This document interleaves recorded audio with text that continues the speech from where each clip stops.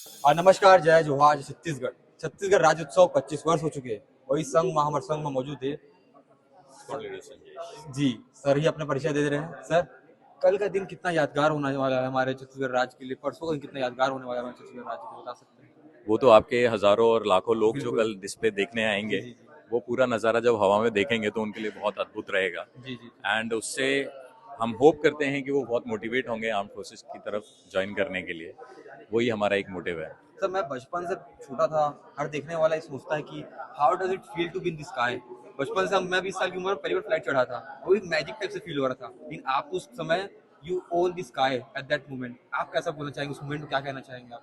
अगर एक छोटे बच्चे के नज़रिए से देखें, जब मैं खुद एक छोटा बच्चा था, कभी यस भी एरोप्लेन अगर हवा में से जाता यस। था तो एक अलग तरीके की खुशी मिलती थी। जी जी जी।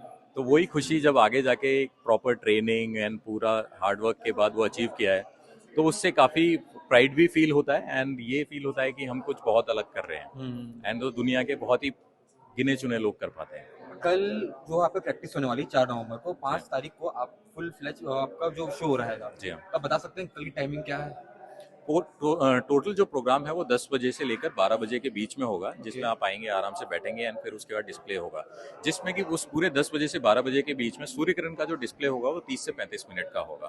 कितने उसमें हम प्लेन? पहले पूरे मनूवर्स करेंगे, पूरे 9 एयरक्राफ्ट आएंगे, 9 एयरक्राफ्ट सारे के सारे एक साथ मनूवर करेंगे जी। एंड उसके बाद वो स्प्लिट होके individual manoeuvre, high speed crosses and smaller formations में आपको डिस्प्ले करते हुए दिखेंगे। कितने जेट्स हो सकते हैं, विमान, इस बता सकते टोटल हैं? 9 जहाज आएंगे उसमें। ओके। तो पहले इनिशियली 3-4 मनूवर 9 के 9 जहाज एक साथ करेंगे। हम्म। उसके बाद वो स्प्लिट होके हाई स्पीड क्रॉसेज और आपको दूसरे मनूवर दिखाएंगे। तो ओके, सो टोटल 9 जहाज दिखेंगे आपको हवा फर्स्टली में। You have to be good at your maths and then you have to do hard work so hard and then sir please continue. तो अगर आप ये एक संदेश मैं चाहूँ, जी तो जी अगर प्लीज। संदेश देना चाहूँ आज के युवाओं के लिए, तो पहली चीज़ ये बोलूँगा कि अपनी लाइफ में एक एम डिसाइड करिए कि आपको बनना क्या है। जब एम डिसाइड करने के बाद then you have to do yes. Hard work with complete dedication. Now, in between that, you will find some failures coming in front of me, in front of you.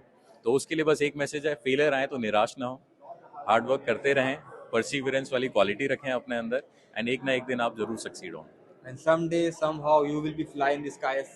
Is that like sir? Thank you sir, thank you so absolutely much. Absolutely, all the best. तो भी हमारे संग में Rahul sir मौजूद है। Sir, Chhattisgarh में सबसे पहले आप मन के स्वागत है। शुक्रिया। शुक्रिया सर।